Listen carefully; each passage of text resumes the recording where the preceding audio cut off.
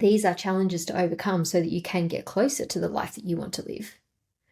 But if it doesn't turn out, guess what? You're exactly where you are now. So you don't lose anything. You've got nothing to lose. So my second learning is one that I can communicate with pride, that I will not die with this music still in me. Hi there, and a warm welcome to the Habit Nerd podcast. I'm Dr. Bree Hearn, host and general nerd about all things habits. Over my 20 plus years working as a writer, educator, researcher, keynote speaker, and coach, I've realized that habits influence everything from our health to our productivity and even our relationships. It was Aristotle, in fact, who said we become what we repeatedly do. On this podcast, you'll learn from inspiring experts as they share the habits and systems that help them live happily, healthily, and to achieve enormous success in their chosen fields. Thanks for being here. I do hope that you enjoy the episode. Hi there, and welcome back to this second part of this episode, which is a celebration of 50 episodes of the Habit Nerd podcast. I have recorded 50 episodes. This is number 50, part 2, so maybe 51. On our last episode, part 8, and I will encourage you to go back in your feed and listen to that episode when you get a chance, I covered the first 4 lessons that I have learned whilst recording this podcast. Today, I'm going to do 3 more. So, number 1 of this episode today is based on something that I learned from Danny Kennedy, again, one of my very first guests. He talks about how life is like a PlayStation game. Now, I'm not really into gaming. I know what PlayStation is. I know what Nintendo is. I don't play it myself, aside from a few times with my kids. It's not really something I grew up playing as much as people like my brothers and some of my friends did. But I do understand the concept. And the idea that a PlayStation game is a little bit like life is this.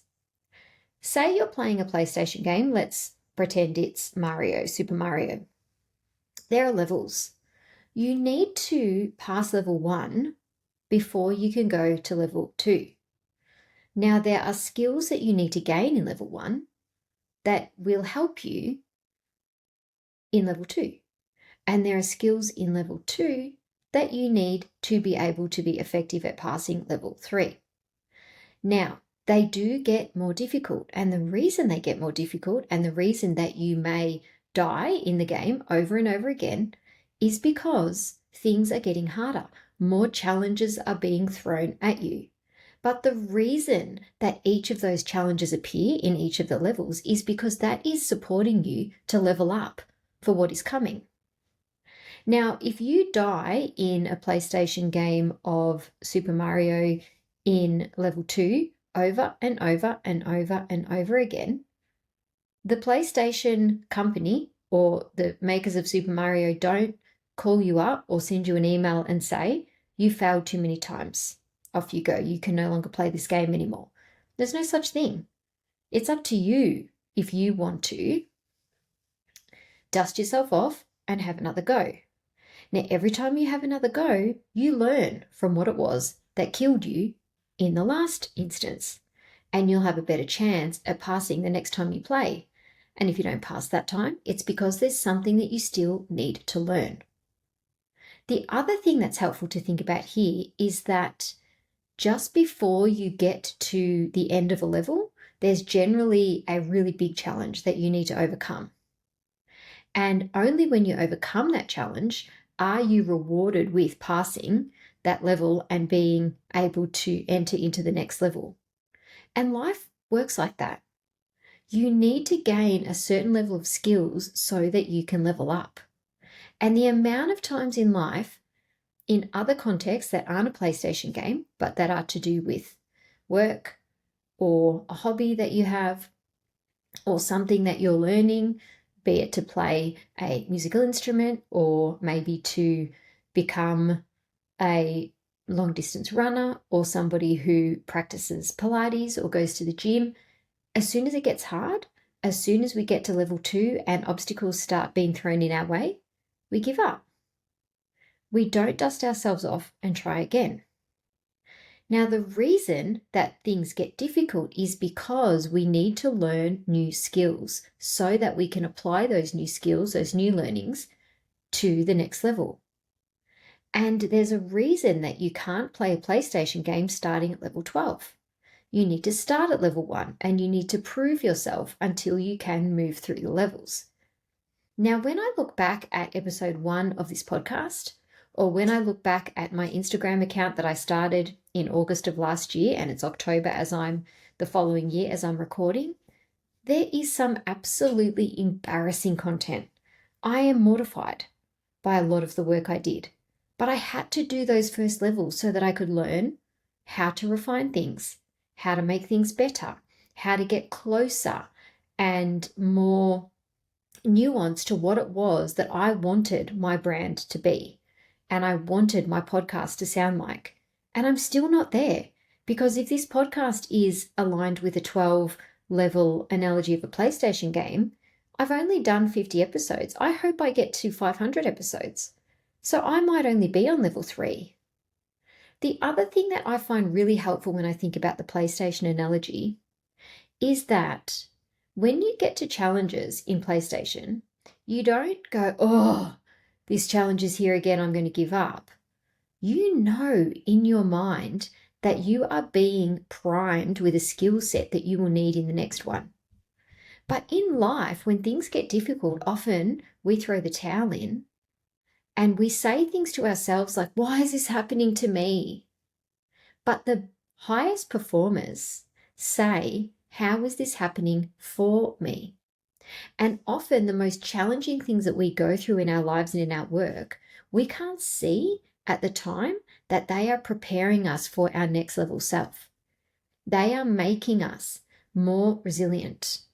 They are making us more reflective.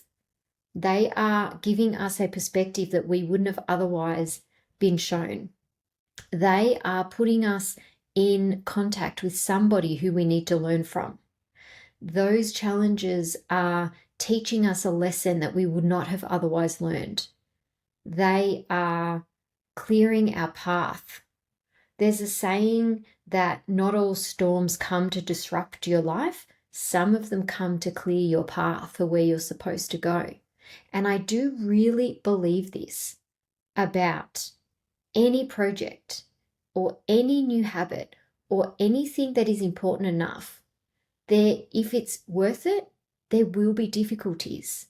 But if you can learn from them and if you can shift your mindset away from, oh, this is too hard, this isn't meant to be, this is really throwing up too many challenges, and making a story about how you don't have the skill set or you don't have the time or you don't have the resources to do it, instead, think about, what is this trying to teach me? What am I gaining from this? What will I learn from this? What will I look back and be grateful for about what is happening? Because life is like a PlayStation game in that. You need to get through level 1, 2, 3, and 4 before you can attempt level 5. And there are challenges and hurdles to overcome in all of those levels.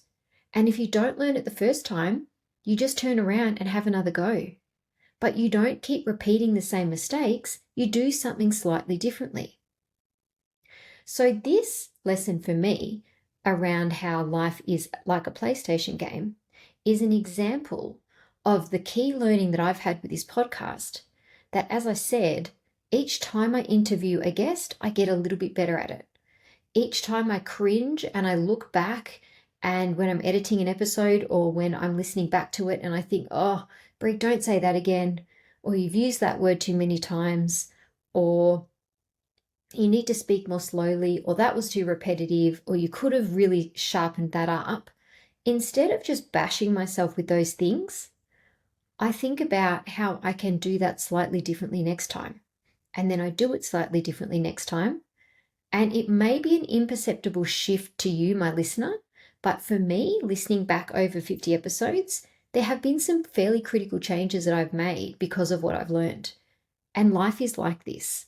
So first learning from this episode, or part B of my key learnings celebrating 50 episodes, is to see life like a PlayStation game with multiple opportunities to level up and learn.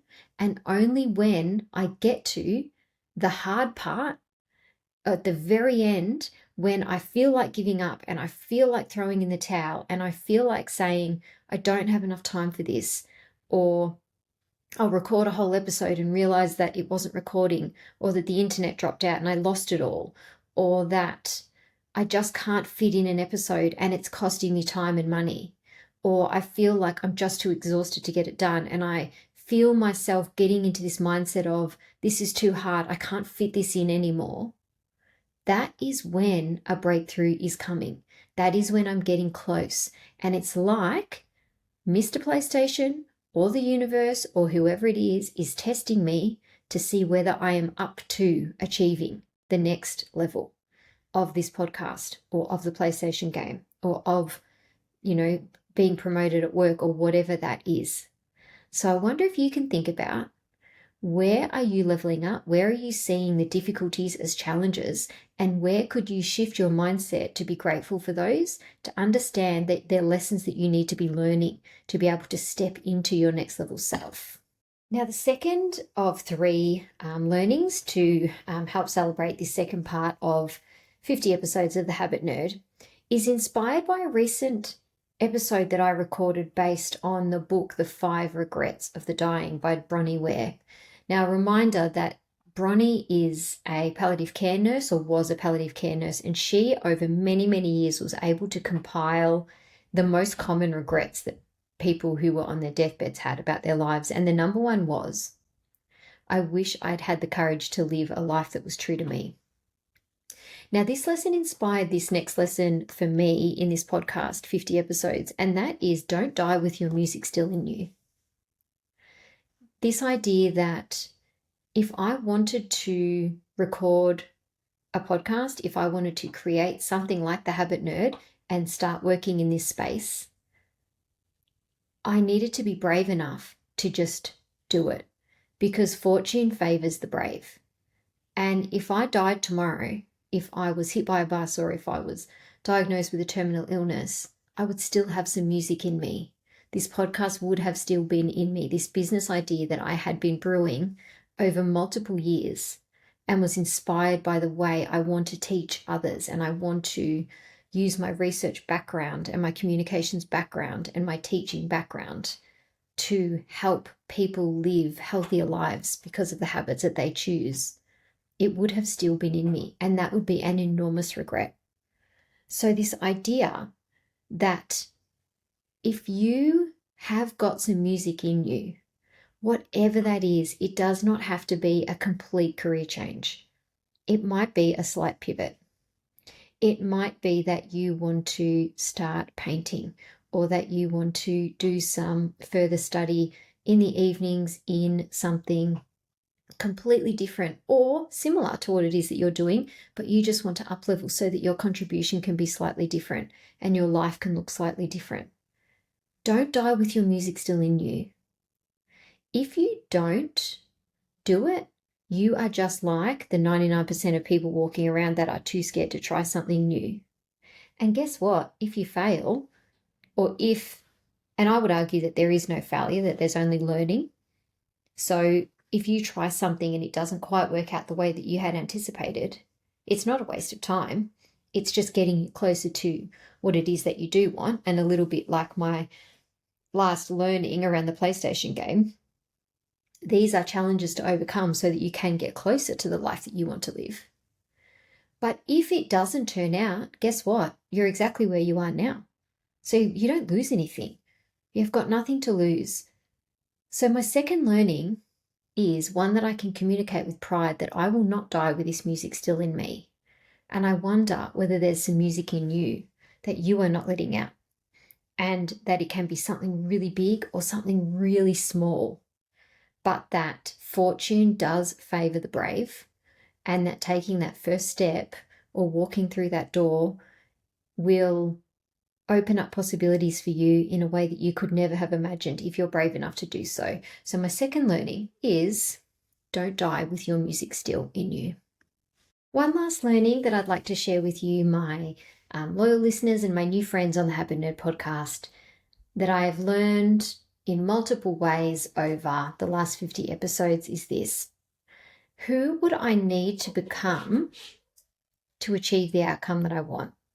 So let me help explain what I mean here.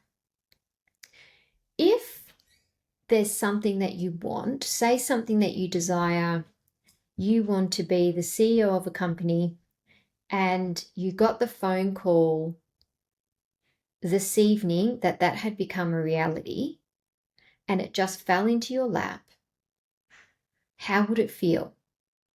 Would it feel like, oh my God, I don't have the skill set for this, I'm not prepared?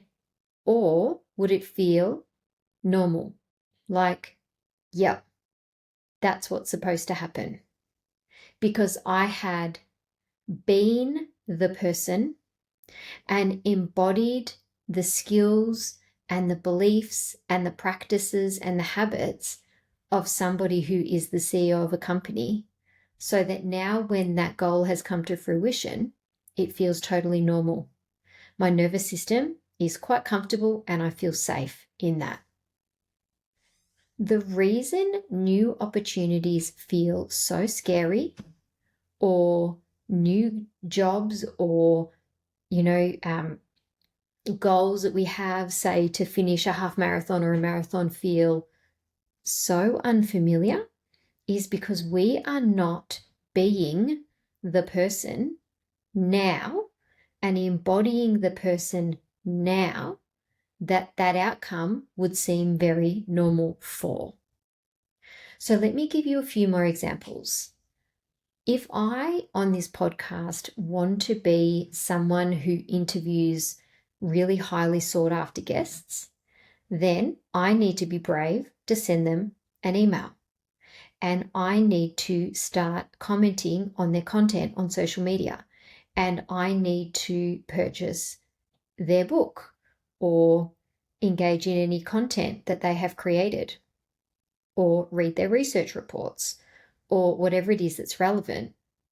I have to be prepared for those emails to go unanswered, for those phone calls to go unanswered for a little while. Because if I am being someone who interviews high-profile guests, then I need to be the sort of person who reaches out to those people consistently. And when I get a no, I don't take that as a definitely no. I take that as a not now, and I will put in my calendar to contact them in 6 months' time. See, that is who I would need to become to get that outcome. You can think of this in different ways in your own life, but if there's a goal that you're chasing and you are not embodying the version of yourself who that goal would feel really normal for now, then you're missing something. You are not operating as if, and operating as if is the secret. So it can be as simple as, if you would like to secure a new position at work, and the position at work is something that would require you to dress slightly differently, start dressing like that now. If you would like to go on, if you'd like to attract a new partner in your life, for example, if you're single and that you would like some company of a romantic partner, become the version of yourself that you would be happy with walking alongside a partner, that you would feel proud to bring into a relationship. So show up as that person now. Don't spend your day wishing and longing. What can you do? What sort of partner would you be? Start being that partner now. You want to attract humor and fun into a relationship and you don't have that. Attract humor and fun into your existing friendships or with your workmates, and attract that to you. So the question that I ask myself often is, who would I need to be to achieve the outcome that I want? And then every time I feel a bit shaky or nervous about an opportunity or contacting someone or reaching out or putting in hours that feel beyond what I can manage, or whatever that is, if it does feel like it would be embodying the next level version of myself, then it makes it an easy decision to make. So my last learning on this episode, which is the part 2, as I said, or part B of 2 in 50 episodes worth of The Habit Nerd. So my final lesson is, who would I need to be to achieve the thing that I want? And see if you can use that identity piece, that embodiment piece, to help you make tiny micro decisions throughout your week. Now that's all I have for you. I've kept it fairly short and sharp on this second part of this episode. It has been my absolute pleasure and delight and privilege to spend 50 episodes with you, my audience. Thank you to those who've been here from the start. I am so grateful for the time and the support that you've given me in sharing the podcast, in telling friends about it, in screenshotting it and sending it to people. It all makes a huge difference. Thank you, and welcome to my new friends, to our new listeners.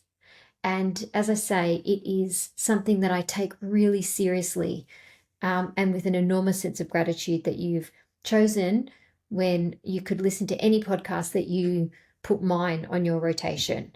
And I hope that you're gaining some value from it. As always, please do reach out to me. Let me know how you're finding the episodes, suggest future episodes. Let me know how you're doing, what you're connecting with. It is the pleasure of my life when I get to be contacted and communicate with my listeners via Instagram. So please do that. And until next time, take care. Thank you for tuning into this episode of The Habit Nerd. I hope you found some new inspiration, learned something new, or gained a fresh perspective. If you did enjoy the episode, I would be really grateful if you could please leave a 5-star review, as it helps the show get in the ears of new listeners. Plus, it should only take you 5 seconds. If you're keen for more tips and insights, then head over to Instagram and follow Habit Nerd.